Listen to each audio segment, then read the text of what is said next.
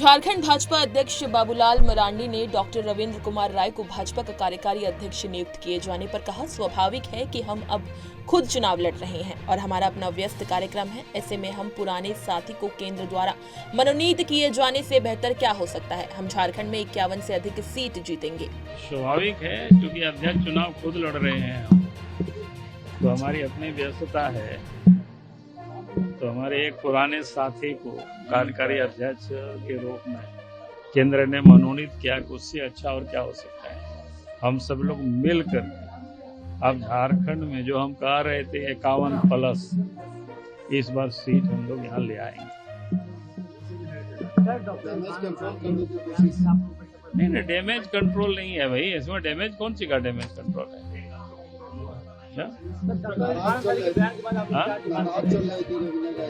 नहीं, ऐसा नहीं, नाराज नहीं है, ऐसा नहीं। उत्तर प्रदेश के मुख्यमंत्री योगी आदित्यनाथ ने कहा, जब हम सकारात्मक सोचते हैं तो हमारी ऊर्जा सकारात्मक दिशा में आगे बढ़ती है। पिछले 10 वर्षों में पीएम मोदी के नेतृत्व में खेल गतिविधियों में बड़ा बदलाव आया है।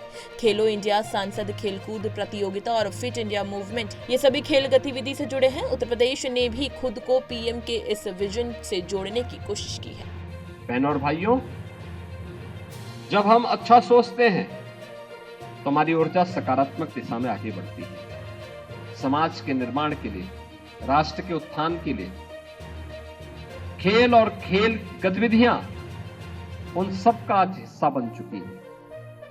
पिछले 10 वर्ष में प्रधानमंत्री मोदी जी के नेतृत्व में, उनकी लीडरशिप में आज भारत के अंदर खेल और खेलकूद से जुड़ी हुई गतिविधियों में बहुत परिवर्तन आया है।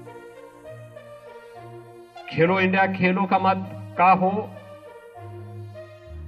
सांसद खेलकूद प्रतियोगिता हो, फिट इंडिया मूवमेंट हो, ये सभी खेल और खेलकूद की से जुड़ी हुई गतिविधियां हैं। और इसी का परिणाम है कि उत्तर प्रदेश ने भी अपने आप को प्रधानमंत्री मोदी जी के इस विजन के साथ जोड़ने का कार्य किया है। भाजपा नेता आरपी सिंह ने असम के मुख्यमंत्री हेमंत बिस्वा शर्मा के बयान पर कहा, उन्होंने सही बात कही। वो खुद आरोप लगा रहे हैं कि उनसे पैसे मांगे गए, टिकट बेचने की बात हुई। ये स्पष्ट है कि जब वो सत्ता में होते हैं तो सत्ता में रहते हुए भ्रष्टाचार करते हैं, अन्यथा वो पार्टी के भीतर भ्रष्टाचार करते हैं। जब पार्टी के भीतर टिकट बेचा जा सकता है तो आप कल्पना कर सकते हैं कि सत्ता में आने पर वो क्या करेंगे। देखिए, उन्होंने ठीक कहा। वहाँ पर कांग्रेस के नेता ही आरोप लगा रहे हैं कि उनसे पैसे मांगे गए और टिकटों बेचने की बात कर रहे हैं, एक बड़ी बड़ी रकम की बात कर रहे हैं। तो ये तो स्पष्ट है कि जब सत्ता में होते हैं तो सत्ता में रहकर भ्रष्टाचार करते हैं, अन्यथा पार्टी के अंदर भ्रष्टाचार करते हैं। जो पार्टी के अंदर टिकटें बेची जा सकती हैं तो सोच सकते हैं सरकार आने पर क्या करेंगे। महाराष्ट्र विधानसभा चुनाव पर भाजपा के राष्ट्रीय महासचिव तरुण चुग ने कहा, उनके नेतृत्व का ये गठबंधन एक भानुमति का कुनबा है, जहां भ्रष्टाचारियों, परिवारवादियों से मिलकर झूठ पर गठबंधन बनाया गया है।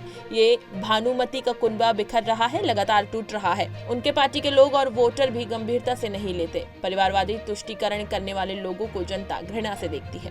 कांग्रेस नेतृत्व का गठबंधन एक भानुमति का कुनबा है, जहां भ्रष्टाचारियों ने मिलकर, परिवारवादियों ने मिलकर झूठ के नैरेटिव पर गठबंधन किया। ये भानुमति का कुनबा बिखर रहा है, लगातार टूट रहा है। हालात ये हैं कि कांग्रेस को उनकी पार्टी के लोग भी सीरियसली नहीं लेते, वोटर भी सीरियसली नहीं लेते। और आज स्थिति ये बनी है कि गठबंधन के नेता भी मान रहे कि विवेकहीन कांग्रेस नेतृत्व एक बहुत बड़ी लायबिलिटी है और ये परिवारवादी तुष्टीकरण करने वाले लोगों को अब जनता घृणा से देखती है।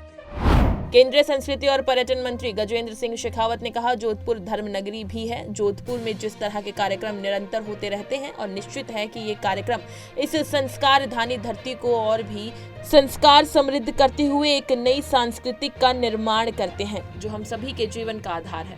राजधानी है और साथ ही साथ में धर्म नगरी भी है। जोधपुर में इस तरह के उत्सव, जिस तरह के कार्यक्रम निरंतर होते रहते हैं और निश्चित ही यह कार्यक्रम संस्कारधानी इस धरती को और अधिक संस्कार समृद्ध करते हुए एक नई सांस्कृतिक स्पंदन का उत्पन्न करते हैं जो हम सब के जीवन का आधार है।